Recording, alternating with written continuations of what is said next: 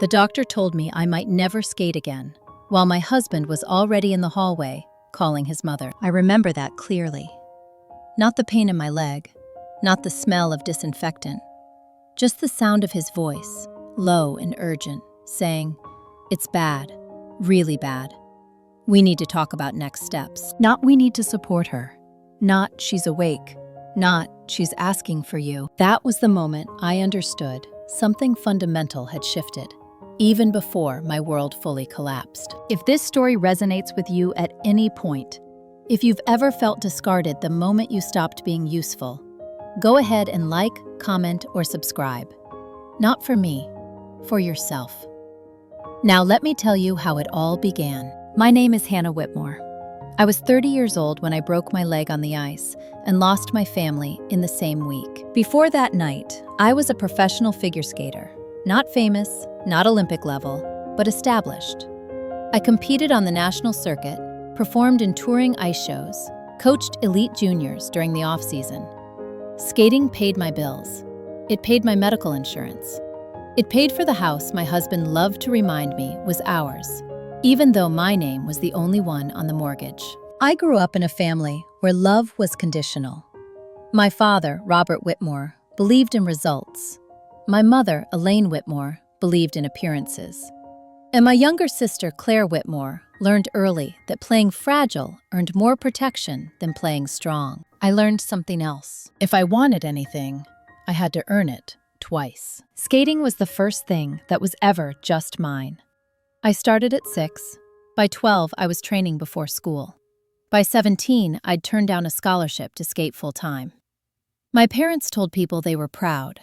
What they meant was, I wasn't embarrassing them yet. When I married my husband, Matthew Collins, at 26, my family acted relieved.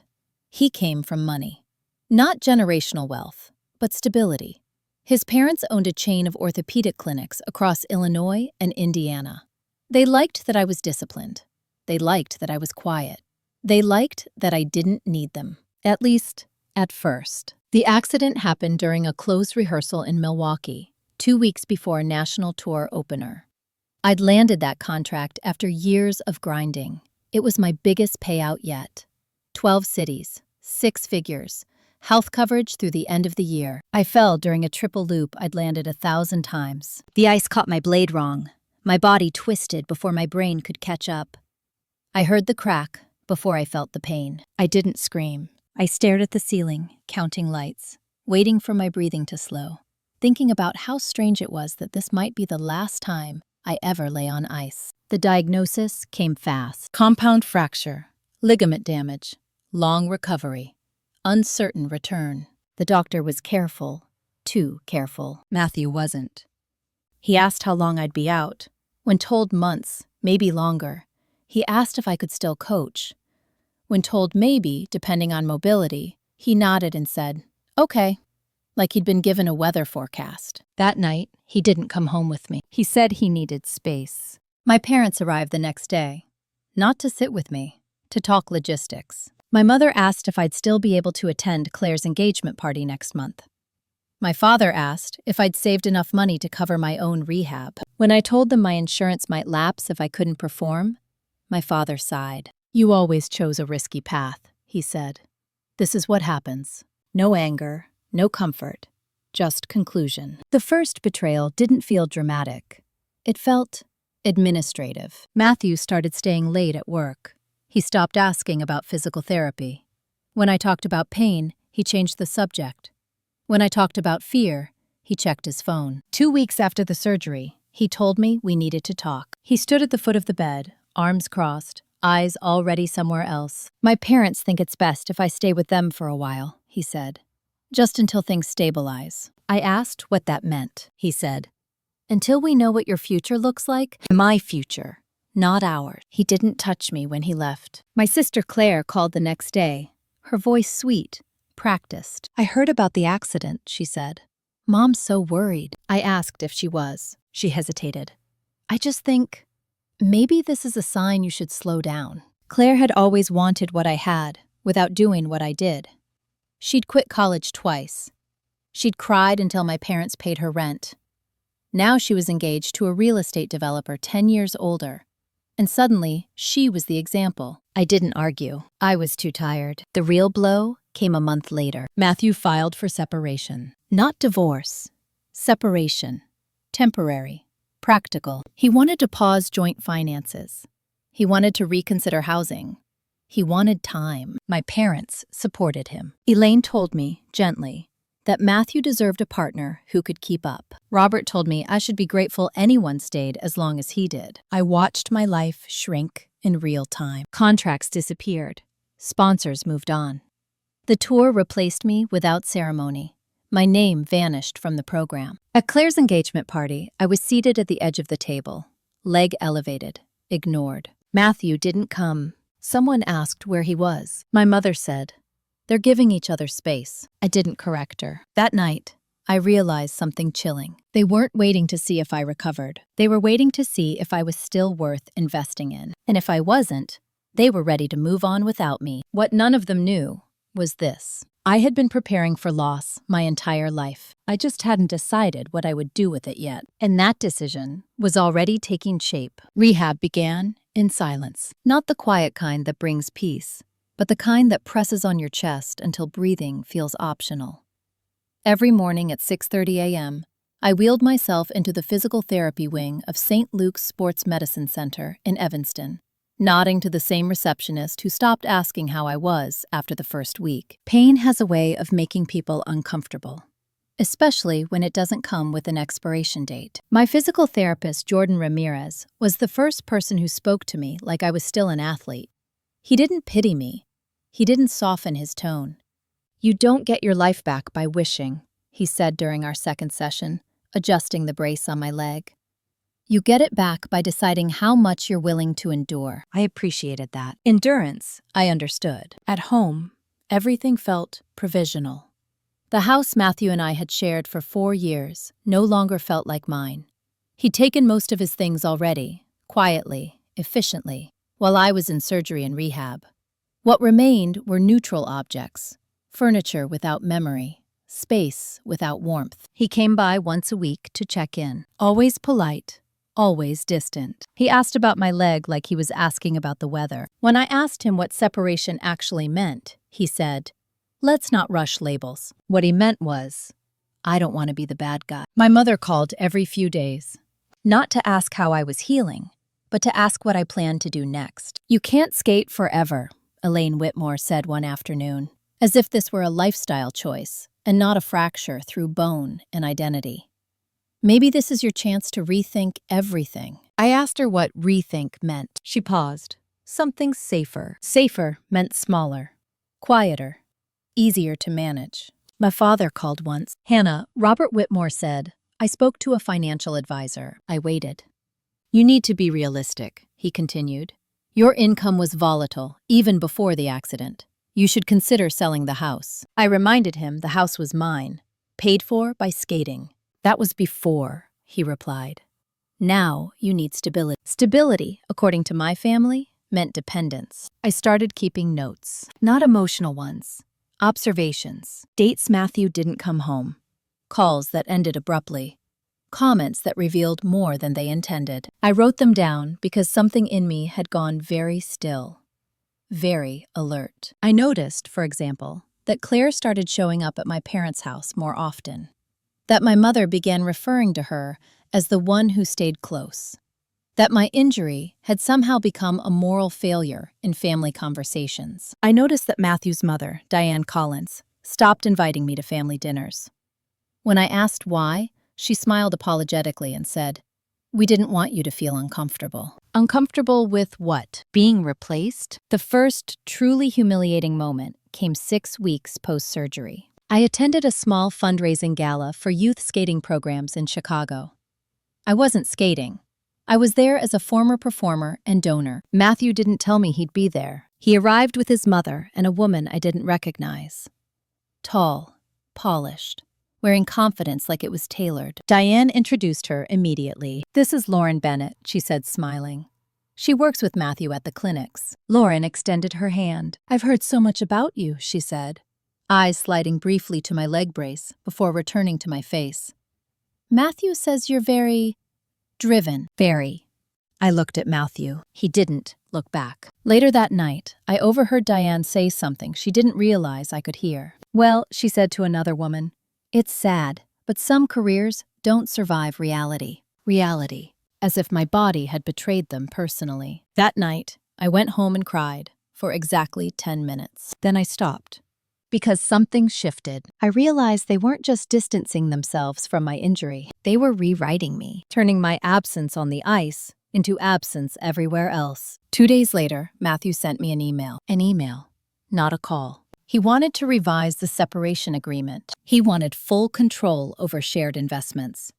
He wanted to pause spousal support. He wanted access to the savings account I'd built before we married. When I asked why, he replied, things are uncertain. I need to protect myself. Protect yourself from what? From the woman who paid for the house you lived in? My sister Claire called that evening. She didn't ask about the email. She asked if she could borrow my old skating costumes for an engagement photo shoot. They're so elegant, she said. And you're not really using them anymore. I said no. She laughed softly. You're always so dramatic, Hannah. That was the word they used when I drew boundaries. Dramatic. Difficult. Emotional. Jordan noticed the change in me before anyone else. You're pushing harder, he said during a session. Pain tolerance is up. I'm angry, I said honestly. He nodded. Good. I started researching quietly. Sports insurance policies, contract law, marital asset protection, injury clauses in performance agreements. I realized something important. I had been naive, not weak. Not foolish, just trusting in systems that were designed to discard you the moment you stopped producing. The next family event was Thanksgiving. Elaine insisted I come. It'll be good for you, she said. A reminder you're not alone. I almost believed her until I arrived. They'd rearranged the seating. Claire sat next to my father, laughing easily. Matthew's seat was empty. No place card for him. I asked my mother where he was. She didn't look at me when she answered. He decided it would be best not to complicate things. Not complicate things. I was seated at the far end of the table, alone. As the turkey was carved and conversation flowed around me, I realized something with stunning clarity. They weren't waiting for me to heal. They were moving on without me, assuming I would quietly shrink to fit whatever space they left behind. What they didn't know was this. I wasn't shrinking. I was recalibrating. And once I finished, nothing about this family dynamic would remain untouched. That was the night I stopped trying to be understood and started planning what came next. The morning after Thanksgiving, my leg throbbed before I even moved. Pain had become a schedule. It woke me before my alarm, reminded me of its presence with every shift of weight, every breath taken too shallow or too deep. But something else woke with it that morning. Clarity. I sat at my kitchen table with a mug of coffee I didn't finish and replayed the night in pieces. My mother's forced cheer, my father's silence, Claire leaning forward to show her ring to everyone except me, the empty chair where my husband should have been. No one had yelled. No one had insulted me outright. That was the part that hurt the most. Exclusion doesn't announce itself. It arranges itself quietly and waits for you to notice you no longer belong. Matthew texted that afternoon. Hope you got home safe. We should talk soon. I didn't reply. Instead, I opened my laptop and pulled up every document tied to my career. Contracts, payment schedules, medical riders, insurance clauses I'd signed without reading closely when I was younger and too eager to skate to question the fine print. I saw patterns I'd ignored before. How much of my income had gone into shared accounts? How many assets were technically joint because I'd trusted marriage to mean partnership? How easily someone else could benefit from my risk while claiming distance from its consequences. I booked a consultation with a sports attorney the next day. Her name was Lila Chen, and she didn't waste time. You're not asking the right question, she said after reviewing my files. You don't need to know if you can skate again. You need to know who profits if you can't. That landed harder than anything my family had said. Lila explained what I should have learned years ago. Performance contracts didn't just cover appearances. They covered likeness, training methods, intellectual property, coaching systems I'd developed and used with juniors. You didn't just skate, she said. You built a methodology. I stared at her. I thought that belonged to the clubs. She shook her head. Not the way you structured it. This is yours. Mine. That word felt foreign and grounding at the same time. While my body healed slowly, my mind started moving fast. I reviewed footage from years of training sessions, notes I'd kept, diagrams of jump mechanics I'd refined to reduce injury risk. Parents had paid me for results, but what they were really paying for was my process. And that process still worked, even if my leg never fully recovered. Matthew called again 3 days later. This time, I answered. I think we need to finalize things, he said carefully. Dragging this out isn't healthy. For who? I asked. There was a pause. For both of us. I asked him about the revised agreement. He sighed. My parents think it's fair. There it was again. Not I think. They think. You're asking for access to money I earned before we were married, I said. It was commingled, he replied. Legally. Convenient, I said. He grew defensive. I stood by you. No, I said calmly.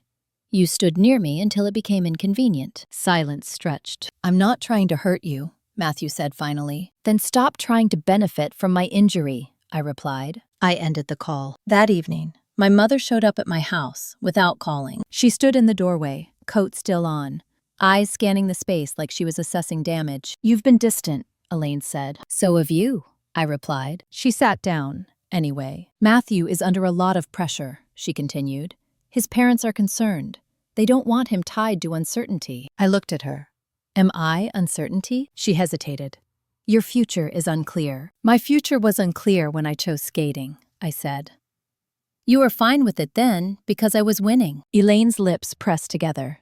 You're being unfair. No, I said. I'm being accurate. She shifted tactics. Claire asked about the house. That got my attention. She's looking for a venue for the engagement party, Elaine added quickly. Yours has the right layout. I stared at her. You want to host my sister's celebration in the house my husband just abandoned? I asked. It would show unity, she said softly. Unity. I laughed once. It surprised both of us. I'm not a backdrop, I said. And I'm not a placeholder. Elaine stood up, visibly uncomfortable. I don't recognize you lately, she said. That's because I stopped performing, I replied. She left without another word. The next escalation came quietly. My skating club emailed to inform me my coaching contract would not be renewed. Budget constraints. Restructuring. Best wishes. I called the director, Mark Ellis, immediately. He sounded embarrassed. I was advised this was necessary, he said. By whom? I asked. He hesitated. Your husband's family has influence. They sponsor youth programs. There it was. They were cutting off my access, my income, my identity, piece by piece. That night, I couldn't sleep. Not from pain. From anger held too long. I remembered something my grandmother once said when I was 12 and crying after losing a competition. You don't win by proving you deserve the table, she'd said. You win by building your own. I opened my laptop again. I started outlining something new. Not a comeback on the ice. A different kind of return. One that didn't require their permission. And as I typed, I realized this wasn't about revenge yet. It was about leverage. Because once I had that, everything else would follow. The first thing I rebuilt was my body. The second thing was my silence. Rehab intensified in December. Snow piled up outside the clinic windows, while I learned how to trust my leg again in small, humiliating increments. Standing without the brace, shifting weight without flinching, taking one clean step forward without holding onto the rail like it was a lifeline. Jordan Ramirez watched everything. You're not just rehabbing, he said one morning, tightening a resistance band. You're preparing. For what? I asked. He didn't answer right away. That depends on who you're becoming. At home, the house grew quieter. Matthew stopped coming by altogether. Instead, his lawyer emailed mine. His name was Thomas Adler, concise and unfriendly. The kind of man who billed in 6-minute increments and never missed a comma. They wanted mediation before the end of the year. They wanted speed. Speed benefits the party, with more resources and less damage to hide. I declined. 2 days later, my mother called again. Hannah, Elaine Whitmore said, voice tight with forced patience. You're making this harder than it needs to be. For whom? I asked. For everyone, she replied. You're isolating yourself. I'm recovering, I said. She sighed. Physically, maybe, but emotionally you're stuck. I looked around the house I'd paid for, sitting alone in a kitchen I'd furnished, listening to a woman who had never once asked what I wanted. Tell me I was lost. No, I said quietly. I'm finally unstuck. She hung up on me. The next betrayal came disguised as help. Claire showed up unannounced one afternoon, carrying pastries and wearing concern like a costume. Her engagement ring caught the light as she moved, deliberately. I brought muffins, she said. I thought we could talk. I let her in. Not because I trusted her, because I wanted to hear what version of the story she was carrying now. She sat at the kitchen island and glanced around. You should really think about downsizing, she said casually. This place must feel empty. It feels quiet, I replied. That's different. She smiled thinly. Mom's worried you're spiraling. I waited. And she continued, Matthew's parents think the separation would go smoother if you were more cooperative. There it was. Cooperative how? I asked. She shrugged, accepting that things change, that sometimes people move on. I met her eyes. Have you? She blinked. From what? From being dependent, I said. From needing approval to exist. Her face hardened. You think you're better than me, she snapped. No, I said. I think I paid for my life, and you were handed yours. She stood abruptly. You're bitter. No, I replied. I'm observant. She left without the muffins. That evening, I received a notification from my bank. A joint account withdrawal request had been submitted, Matthew's signature, for an amount just below the threshold that required dual approval. I stared at the screen for a long time. Then, I smiled, because now I had something concrete. I called Lila Chen immediately. They're testing boundaries, she said. Good. That means they think you're still passive. I'm not, I replied. I know, she said. That's why we wait. Wait was a word I was learning to redefine. Waiting didn't mean doing nothing. It meant letting people reveal themselves fully before you acted. Christmas came quietly. No tree, no invitations. My parents hosted a dinner I wasn't invited to. Claire posted photos online, glowing, centered, surrounded by family. Matthew wasn't in the pictures. Instead, Lauren Bennett was. I didn't react. Instead, I worked. I formalized my training methodology, documented it, registered it. Every diagram, every progression, every technique I'd refined over 20 years of skating went into a clean, protected framework. I reached out to former students privately, not to complain, not to recruit, just to reconnect. The responses surprised me. Parents told me their children missed my coaching. Skaters told me they still used my drills. One mother asked if I'd ever consider running an independent program. I didn't answer right away. I waited until January, because January brought something else. Matthew filed a motion requesting temporary spousal support reversal, citing my diminished earning capacity. He attached statements from his parents' clinics suggesting I was no longer employable in my field. They were trying to make my injury permanent on paper. That was the moment anger finally crystallized into something colder. I wasn't going to plead. I wasn't going to argue. I was going to show them what they'd underestimated. I met with Lila and another attorney she recommended, David Morales, a specialist in marital asset disputes with a reputation for being methodical and unforgiving. David listened quietly as I explained everything. When I finished, he asked one question. Do you want fairness? He said. Or do you want control? I thought about my parents' table, my sister's smile, my husband's absence. I want autonomy, I said. He nodded. Then we don't settle quietly. That night, I lay awake, thinking about ice, about how people think it's fragile because it cracked. But ice doesn't break from softness. It breaks from pressure applied in the wrong place. And I was done absorbing pressure without redirecting it. I opened my notebook and wrote a single sentence. They taught me how to fall. They never taught me how to stay down. The next step would force them to pay attention, not emotionally, legally. And once that happened, there would be no pretending this was just an unfortunate accident. It was a reckoning, and it was coming fast. The first notice arrived on a Tuesday morning, folded inside a plain white envelope with no drama attached to it at all. That's how real shifts begin. quietly. David Morales called an hour later to confirm it had been delivered. "They have 30 days, he said, and judging by the tone, they didn't expect this." I stood in my kitchen, phone pressed to my ear, staring at the same window I'd stared out of for months while everyone else decided my future without me. "What happens now?" I asked. "Now," David replied, "they react." If you're listening to this and you've ever watched people underestimate you because you were quiet, because you were injured, because you stopped performing for them, stay with me. This is where things change. And if stories like this matter to you, take a second to like or subscribe. Not for me.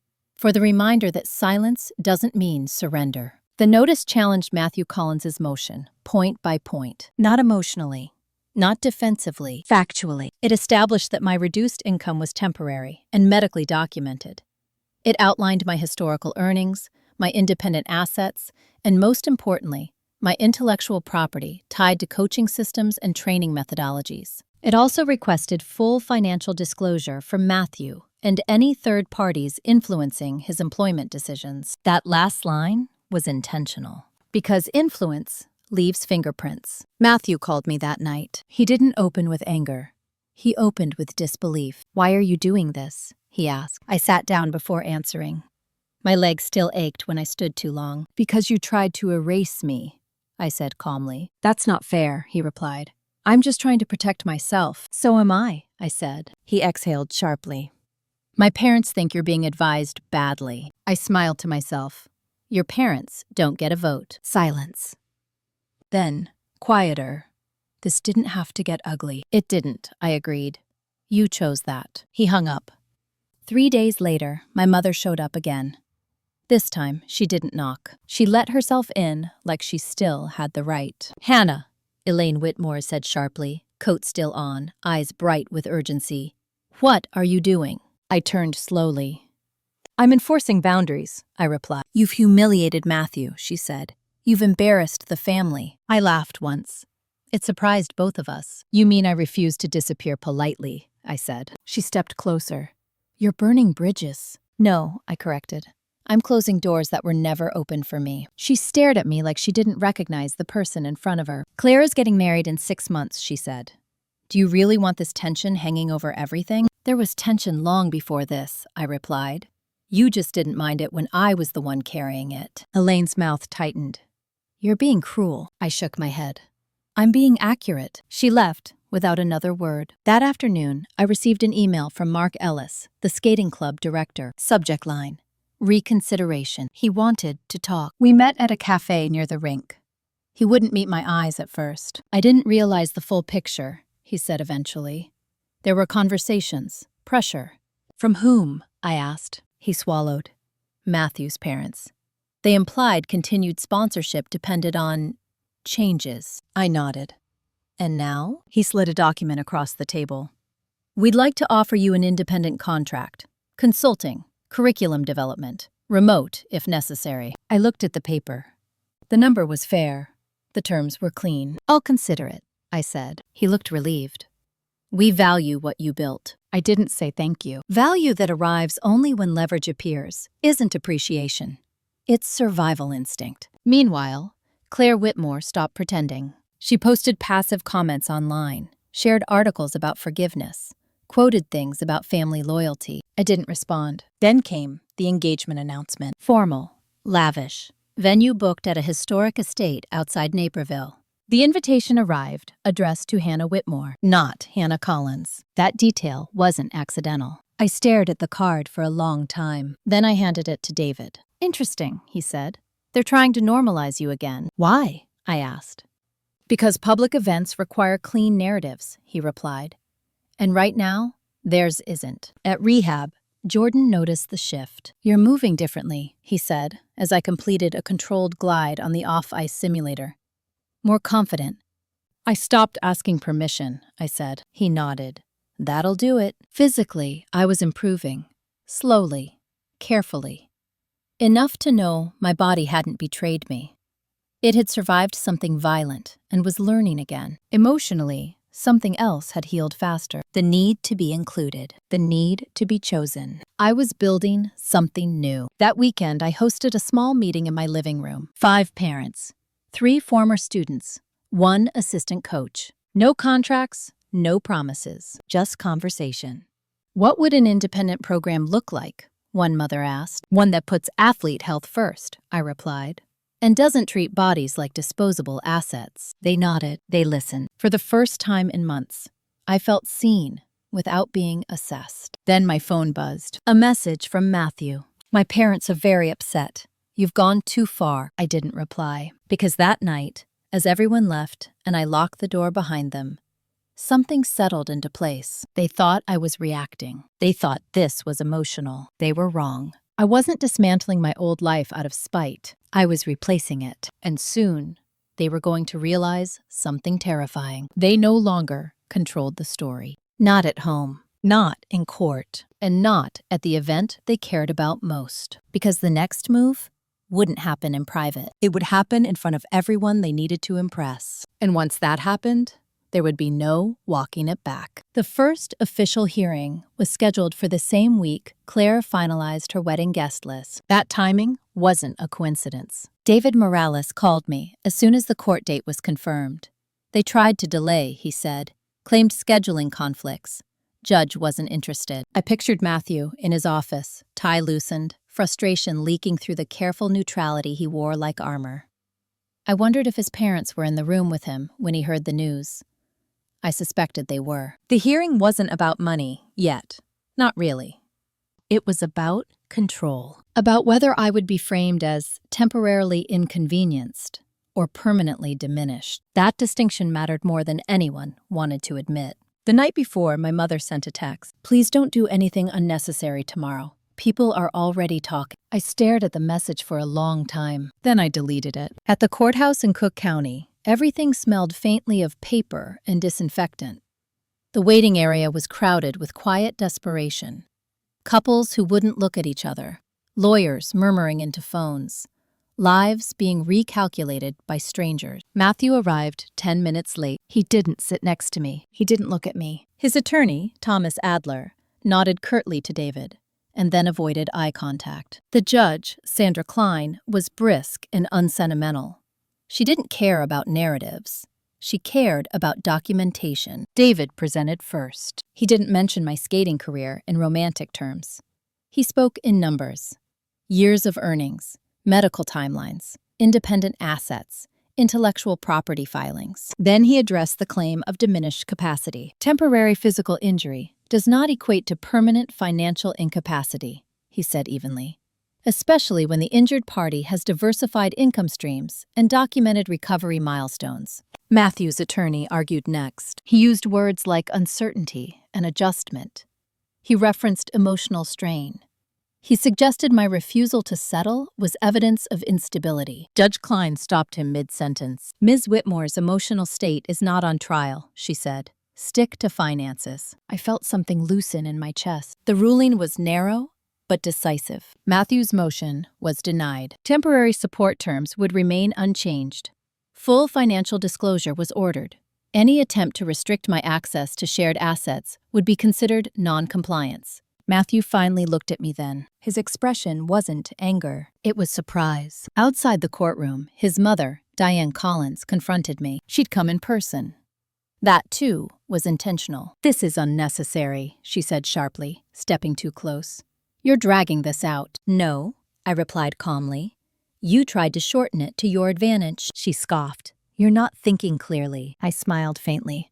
That's what people say when they're losing leverage. She stiffened. You're going to regret this, she said. Maybe, I replied, but not for the reasons you think. She turned and walked away. That afternoon, Claire called me, not to ask how court went, to ask if I'd RSVP'd to the wedding. We need final numbers, she said brightly, and Mom's stressed. I haven't decided, I replied. She sighed. You can't keep doing this, making everything about you. I didn't, I said. You did, when you assumed I'd fall in line. Silence. Then, quieter. People are asking if you'll come. I thought about the seating chart, the smiles, the performance.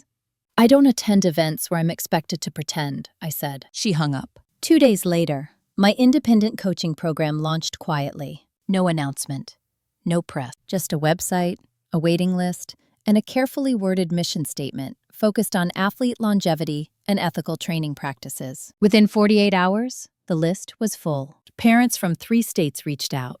Former students asked if they could help. One regional sports association requested a proposal. I didn't rush. I built slowly, intentionally, Matthew noticed. He emailed, asking if I planned to disclose future earnings. David responded on my behalf. Yes, when they exist, according to law. That answer irritated them more than refusal would have. At rehab, Jordan watched me complete a clean-assisted jump for the first time since the accident. Your body remembers, he said quietly. So does my mind, I replied. By the end of the week, I received a formal invitation from Claire's wedding planner. Seating confirmation, accommodation details, dress code. Attached was a note from my mother. It would mean a lot to your father if you came. I read it twice. Then I forwarded it to David. They want optics, he said. They want unity on display. What do I want? I asked. He paused. What you've always wanted. To be seen without being used. That night, I stood in my living room, looking at the space where I'd hosted the parents' meeting, where ideas had formed without fear, where no one had asked me to shrink. I realized something important. The wedding wasn't the battlefield. It was the stage. And stages only matter if you step onto them. I hadn't decided yet whether I would, but I knew one thing for certain. If I did, it wouldn't be quietly, and it wouldn't be for them. Because the next time my family saw me, they weren't going to see an injured skater or a discarded wife. They were going to see a woman who had stopped asking for permission, and that was going to change everything. I decided to attend the wedding 3 weeks before it happened. Not because my mother asked, not because Claire needed numbers, and definitely not because Matthew would be there. I decided because avoidance had served its purpose, and now clarity required presence. I didn't announce my decision. I let it arrive naturally, like everything else I'd learned to do. The first person to notice was my father, Robert Whitmore. He called late one evening, voice careful in a way it had never been when I was growing up. Your mother said you might come, he said. I might, I replied. He cleared his throat. That would mean a lot. To whom? I asked. He didn't answer. In the weeks leading up to the wedding, pressure shifted. Subtle at first, then obvious. Matthew's attorney requested additional documentation. His parents began attending more meetings at his clinic, according to people I still spoke to. Diane Collins posted photos online about family unity and resilience. They were preparing for optics. I was preparing for truth. David Morales called me in for a strategy session, 5 days before the wedding. They're nervous, he said.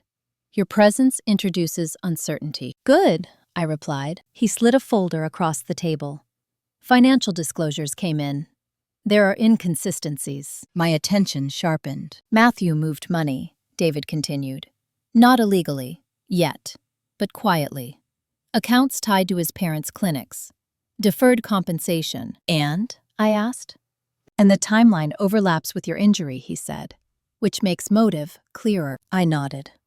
We wait. Waiting had become a skill. The wedding took place on a Saturday in early May at the Hawthorne estate, an old property with manicured lawns and a reputation for elegance. Claire had chosen it because it photographed well, because it implied permanence. I arrived alone, not late, not early, on time. The dress I wore was simple, structured, navy, not white, not red. My leg brace was hidden beneath tailored fabric. I walked without assistance. People noticed anyway. They always do when the version of you they expected doesn't arrive. Claire saw me first. Her smile froze for half a second before resetting. You came, she said.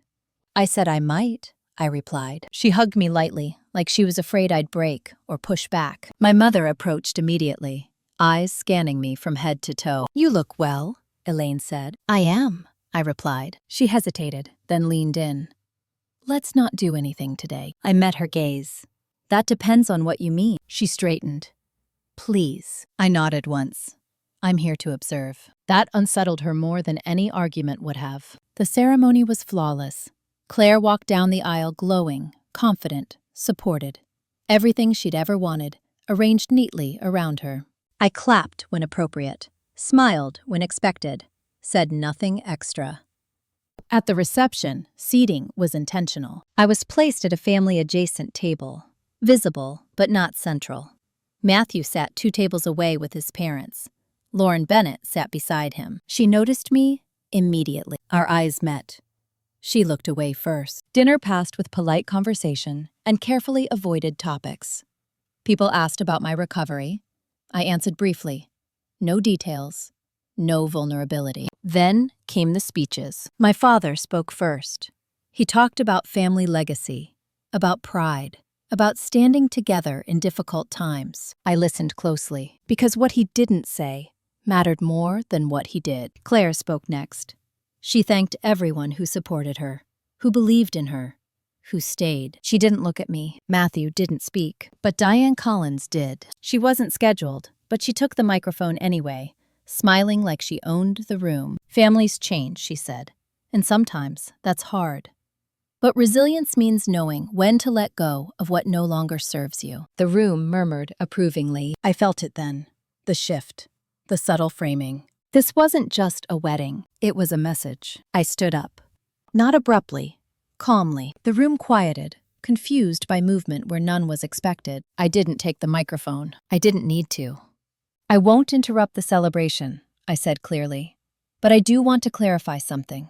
All eyes turned to me. My injury didn't end my career, I continued. It revealed who benefited from it. A ripple of discomfort moved through the room. Matthew stiffened. This isn't the place, my mother whispered urgently. It's the only place, I replied. I didn't raise my voice. I didn't accuse. I built my life independently, I said. When I needed support, I was offered conditions instead. I declined them. I looked directly at Matthew, and when financial decisions were made without my consent, I documented them. The room was silent now. I'm not here to reclaim anything, I added. I'm here to release it. I turned to Claire. I wish you well, I said sincerely. Just don't confuse my silence with approval. Then I sat down. No applause, no shouting, just shock. The rest of the evening moved quickly after that. Conversations whispered. People avoided eye contact. Diane Collins left early. Matthew didn't approach me. He didn't have to. He understood. When I left, my father followed me outside. Hannah, he said, voice strained. You didn't need to do that. I did, I replied, because pretending was costing me more than honesty ever could. He looked smaller than I remembered. I hope it was worth it, he said. I smiled gently. You'll see. The following Monday, David called. They panicked, he said. Matthew's parents are pushing to settle. On what terms? I asked. Better ones, he replied. For you. I looked out the window at the city moving without me. Tell them we're not done yet, I said. Because the wedding wasn't the climax. It was the signal. And now, everything they'd tried to bury was coming back to the surface. Slowly, legally, I had stepped onto the stage. The lights were on. And the next act would be impossible to ignore. The settlement offer arrived 48 hours after the wedding. Not by mail, not through the court. By email. Sent at 6:14 a.m. from Thomas Adler's office, marked urgent, as if speed could undo what had already been seen. David Morales forwarded it to me, with no commentary. I read it slowly. They wanted closure, finality, silence. Matthew Collins would relinquish claims to certain joint assets. His parents would cover legal fees. There would be a non-disclosure agreement broad enough to erase context, memory, implication. In return, I would withdraw pending discovery requests. They wanted me quiet again. I closed the document and didn't respond. At 8:30 a.m., David called. They're scared, he said. The wedding shook them. Good, I replied. It also emboldened someone else, he added. I waited. An internal accountant from the Collins clinics reached out anonymously, David said. He saw the footage circulating. He thinks Matthew's parents have been moving money in ways that intersect with your separation timeline. That was new. Is it solid? I asked. Enough to justify subpoenas, he replied. If you want to go that route. I thought about Diane Collins at the microphone, about her smile, about the word resilience. Yes, I said. We go forward. The next 2 weeks were clinical. Discovery requests expanded. Financial records were pulled. Timelines were cross-referenced. Payments that once seemed incidental began forming patterns. Deferred bonuses rerouted. Clinic revenues shifted. Compensation structures adjusted quietly after my accident. None of it illegal on its own. All of it damning together. Matthew stopped calling. Instead, my mother did. She called every other day, sometimes twice, leaving voicemails I didn't answer. "You've made your point," Elaine said in one. "You don't need to keep punishing people." Punishing. That word again. As if accountability were cruelty. As if consequences were personal. Claire sent a message too. "You embarrassed me. People are talking." I typed a reply and deleted it. Then I typed another. "This was never about you." I didn't send it. Some lessons require silence to land. At rehab, Jordan noticed I was distracted. "Your mind's ahead of your body," he said as I completed a controlled rotation exercise. "I'm managing pressure," I replied. He nodded. "Just don't forget to manage yourself." I took that seriously. I slowed my mornings, walked more, slept better, let my body heal without urgency, because urgency was what had broken me before. Midway through June, the accountant agreed to testify. His name was Aaron Feldman. He was mid-level, cautious, meticulous, the kind of man who'd stayed invisible by design. He didn't want publicity. He wanted distance. "They told me it was temporary," he said during a recorded call, "that things would stabilize once the injury situation resolved." "What injury situation?" David asked. "Yours," Aaron replied. They referred to it that way, like a problem to be managed. That phrase stayed with me. Injury situation. As if I were a logistical inconvenience. David filed the motion the next morning. Matthew's attorney requested an emergency conference. The judge granted it. At the courthouse, Matthew looked different, thinner, less sure. His parents sat behind him, rigid, unsmiling. Judge Klein reviewed the new filings without expression. "These financial maneuvers," she said, "appear coordinated." No one spoke. She looked at Matthew. "Did you authorize them?" Matthew swallowed. "I followed advice." "Whose?" the judge asked. He glanced at his parents. That was all it took.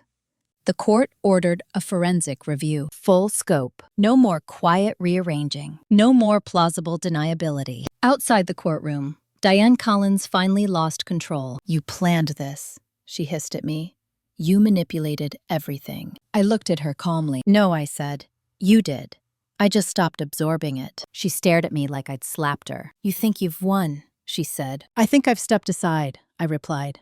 "There's a difference." That night, my father came over. Not unannounced. He called first. We sat in the living room without ceremony. "I didn't protect you," Robert Whitmore said quietly. "I see that now." I didn't rush to reassure him. "I thought strength meant endurance," he continued. "I didn't realize it also meant boundaries." I nodded once. "I don't need apologies," I said. "I need distance." He accepted that without argument, which surprised me.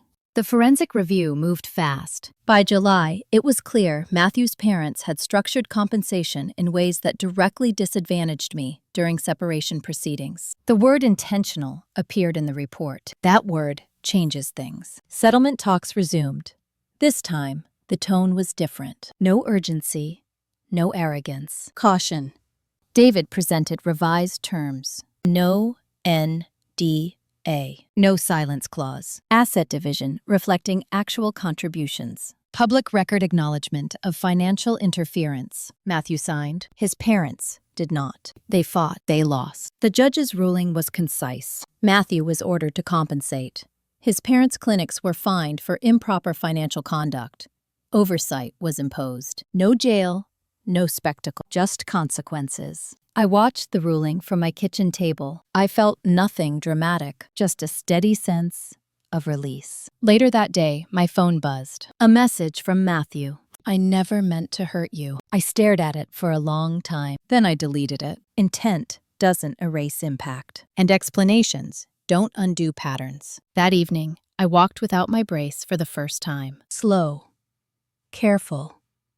Real. My body wasn't what it used to be. Neither was my life. Both were stronger in different ways. The next chapter wasn't about revenge anymore. It was about what happens after truth settles, after noise fades, after you stop being defined by what was taken and start choosing what comes next. That part, I was just beginning, and it would surprise them all. After the ruling, people expected me to celebrate. They expected relief to look like laughter, like champagne, like a dramatic release of tension. Instead, what arrived was quieter, heavier, like a door finally closing somewhere deep inside me. The noise stopped. No more emails from lawyers marked urgent. No more late-night messages from family members pretending concern. No more strategic apologies that arrived only after consequences did. For the first time since the accident, my life wasn't reacting to someone else's decisions. It was mine. The Collins clinics issued a bland public statement about internal restructuring and compliance updates. Matthew took an extended leave of absence. Lauren Bennett disappeared from social media entirely. No one said my name. That was fine. The silence felt earned. I focused on my body again. By late July, Jordan Ramirez cleared me for limited on-ice work.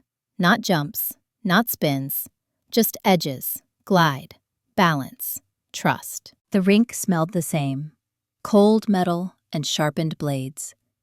Memory rushed in faster than fear. I stepped onto the ice, slowly. The first push was tentative. My leg responded, not with pain, but with caution. Like it was learning how to trust me back. Jordan watched from the boards. "No proving," he called out. "Just listening." I listened to the sound of my blade cutting cleanly, to my breathing, to the difference between effort and force. I wasn't the skater I'd been before, but I was still an athlete. That mattered more than I'd let myself admit. Outside the rink, my independent program grew, quietly. Parents respected discretion. Athletes respected honesty. Word spread not because I advertised, but because results followed integrity. I coached fewer skaters, charged fairly, refused parents who wanted shortcuts or medals more than health. Some thought I was too strict. I took that as confirmation I was doing it right. One afternoon, Claire showed up at my door. No warning, no announcement. She looked different, less polished, tired. "I just wanted to see you," she said. I didn't invite her in immediately. We stood there for a moment, both waiting for something neither of us quite wanted. "Okay," I said finally. She sat on the couch, hands clasped tightly in her lap. "I didn't know," she said. "About the money. About what they were doing." I studied her face. "I believe you," I said. "That doesn't change what you chose." She flinched. "I thought staying quiet would keep things stable," she said. "That's what I thought too," I replied. "For a long time." She nodded slowly. "I don't know how to fix this." "You don't," I said. "You decide what you won't repeat." She left not long after. No hug, no resolution, just space. My parents kept their distance. My mother sent one text in August. "I hope you're happy." I read it once. I didn't reply, because happiness wasn't the right word. What I felt was alignment. In September, I received an invitation to speak at a regional sports ethics panel. Not as an athlete, as a program founder. They wanted me to talk about injury culture, about power dynamics, about how easily people are discarded once they stop producing. I accepted. On stage, I didn't tell my story in detail. I didn't need to. I spoke about systems, about how success built on disposability always collapses, about how loyalty demanded without protection isn't loyalty at all. Afterward, a woman approached me. She introduced herself as Natalie Brooks, director of a national athlete advocacy nonprofit. "We've been following your work," she said. "Not the lawsuit. The choices." That distinction mattered. She offered a partnership. Not money, not prestige, platform. I didn't say yes immediately. I went home and thought about it. About ice. About silence. About how many people had mistaken my endurance for consent. Then I emailed her back. Yes, because revenge had never been the end. It had been the transition. The real victory was this. I no longer needed anyone to see my pain in order to respect my boundaries. I no longer needed approval to stand firm. And the people who had abandoned me when I fell, they were gone. Not because I pushed them out, but because I stopped chasing the version of love they offered. That fall had broken my leg, but it had freed my spine. And as autumn settled in, crisp and clear, I realized something simple and irreversible. I wasn't rebuilding my old life. I was building something that never would have tolerated that kind of betrayal in the first place. And the best part?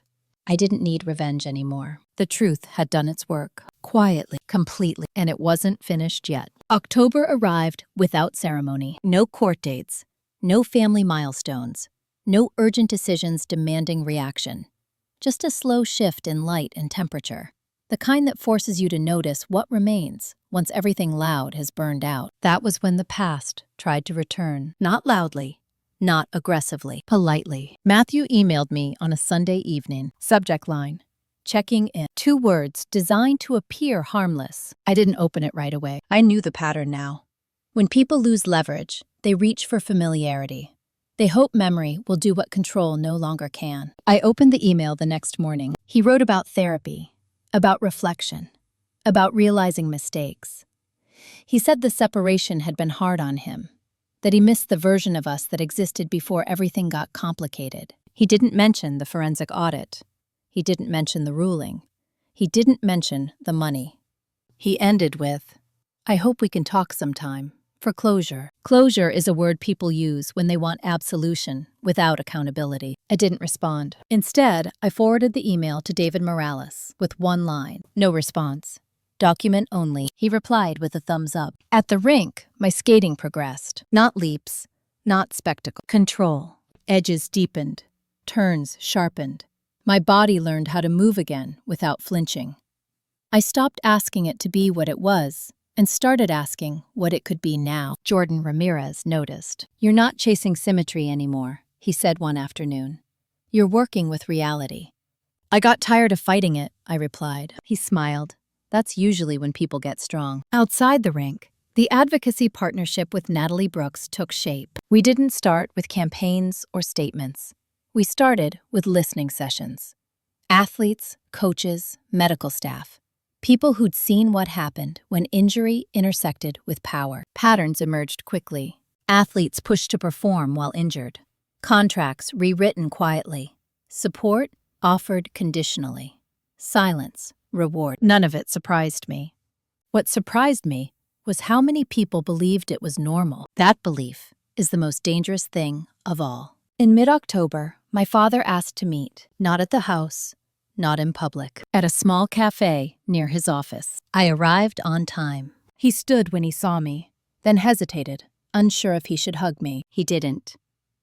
We sat. "I've been thinking," Robert Whitmore said, staring into his coffee, "about how often I confused discipline with neglect." I didn't interrupt. "I thought letting you struggle would make you stronger," he continued. "I didn't realize how often it made you alone." I considered that. "I didn't need protection," I said finally. "I needed presence." He nodded slowly. "I didn't know how to give them." "I know," I replied. There was no anger in my voice, just fact. He reached into his coat pocket and placed a folded document on the table. "I updated my will," he said quietly. I didn't touch it. "This isn't about assets," he added quickly. "It's about acknowledgement." I looked at him then. "Do you know what acknowledgement is?" I asked. He swallowed, listening without defending. I nodded once.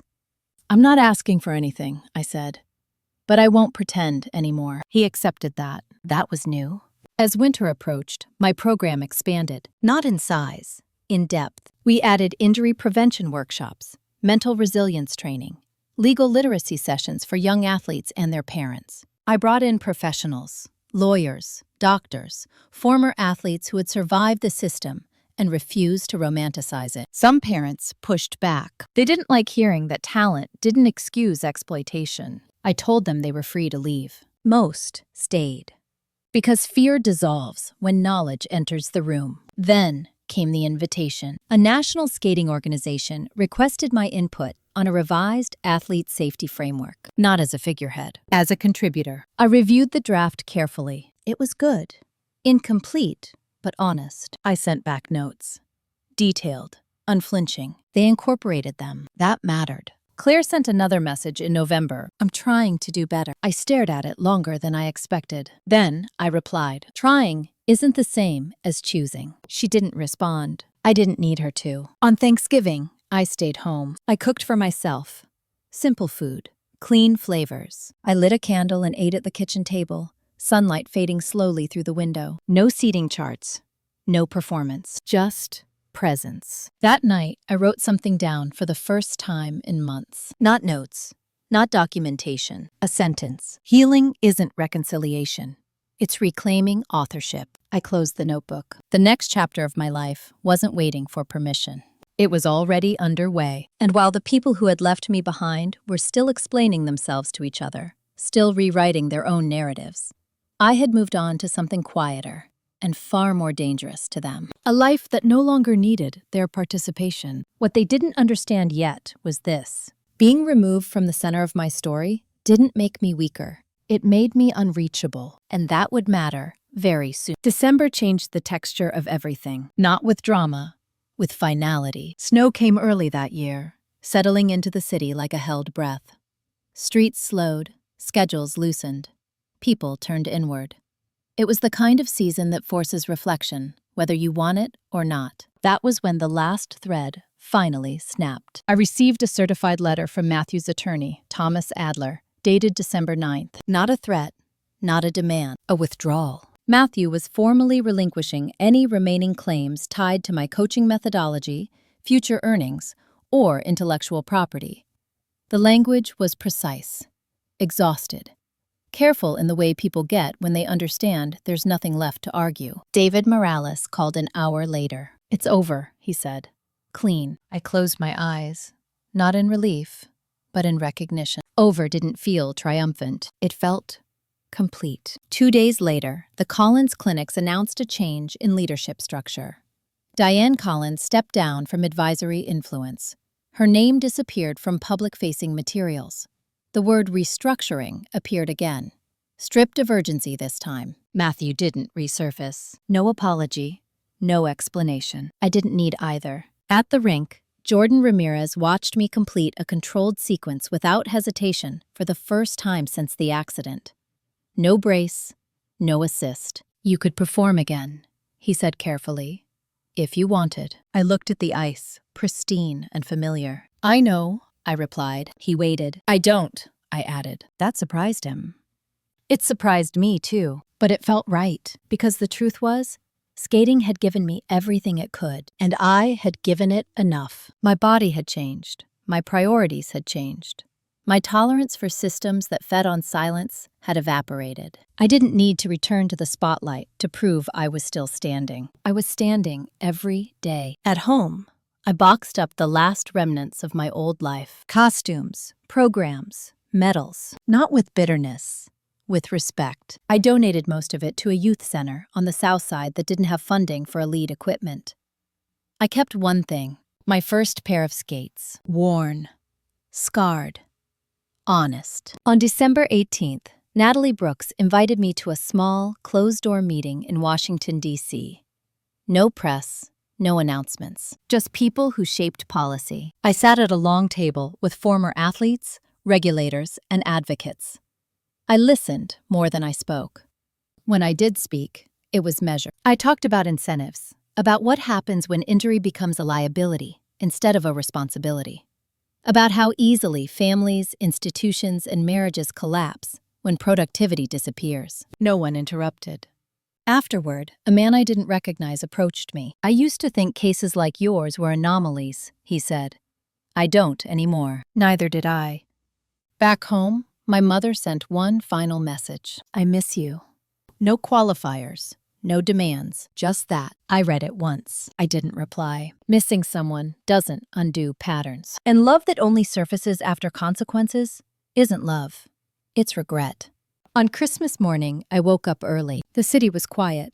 Snow muffled everything, even memory. I made coffee and sat by the window, watching light creep into the sky. For the first time in years, there was no event looming, no obligation, no performance, just time. I thought about the girl I'd been at 16, waking before dawn to train, believing endurance would earn her safety. I thought about the woman I'd become at 30, learning that safety comes from boundaries, not approval. The accident had taken something from me. That much was true. But it had also exposed something I'd been carrying for years, without naming. A life built entirely on being useful to others is fragile. A life built on self-respect is not. In the afternoon, Claire sent a message. "I'm proud of you." I stared at it. Then I archived it. Pride after exclusion is easy. Standing beside someone before the fall is harder. As night settled, I realized something quietly profound. No one was pulling me back. No one was asking me to return. No one was framing my absence as loss anymore. They had adjusted. So had I. And the space between us wasn't filled with anger. It was filled with distance. That was the real ending. Not reconciliation. Not revenge. Separation. Clean. Intentional.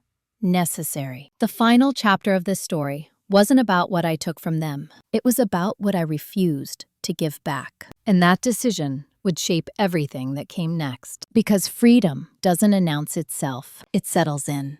And once it does, nothing else fits the same way again. I didn't mark the end with a celebration. There was no ceremony, no announcement, no moment where the world paused to acknowledge that something had closed. It ended quietly, the way most real things do. January arrived without asking permission. The city returned to its normal rhythm. Traffic resumed, calendars filled. People moved forward as if nothing significant had happened, because for most of them, nothing had. That was the final lesson. Closure is private. I moved apartments in early January, not because I had to, but because I wanted walls that didn't echo with who I used to be. The new place was smaller. Third-floor walk-up. South-facing windows, no view worth mentioning. It was perfect. I set the skates by the door the first night, then realized I didn't want to see them every morning.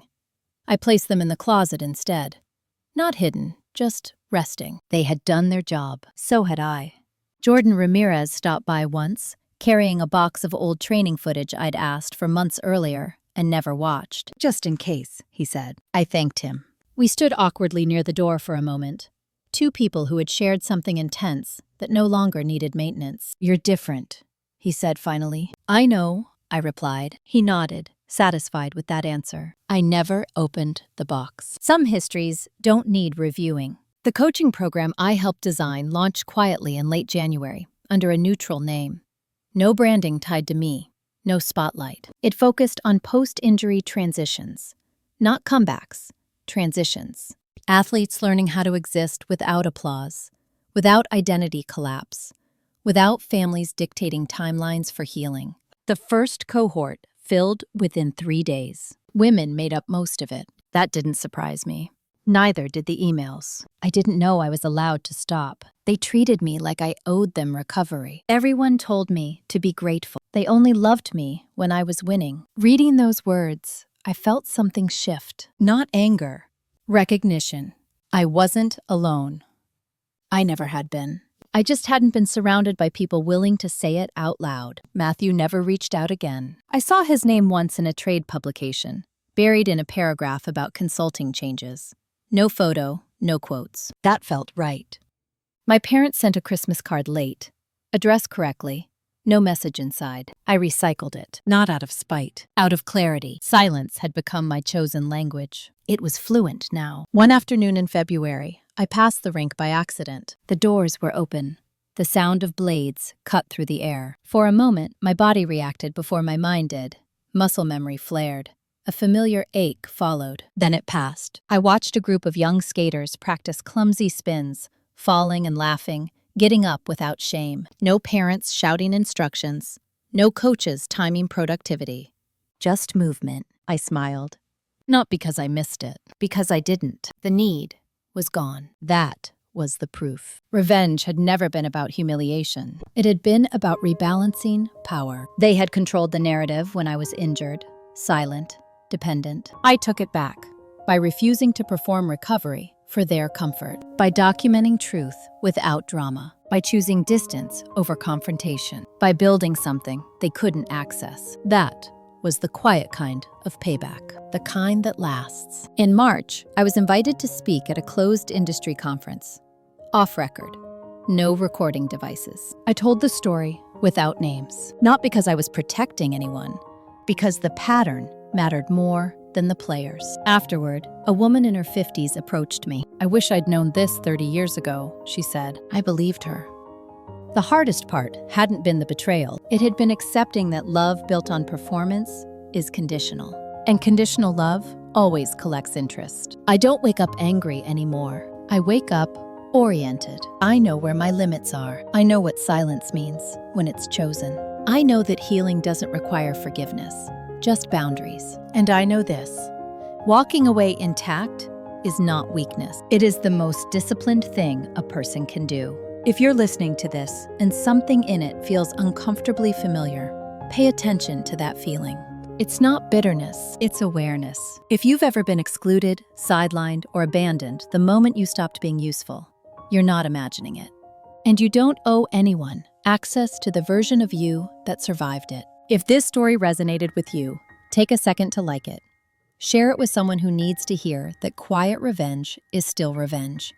And if you want more stories like this, grounded in dignity instead of drama, subscribe. I'm not skating anymore, but I'm still moving forward. And this time, nothing is pulling me back.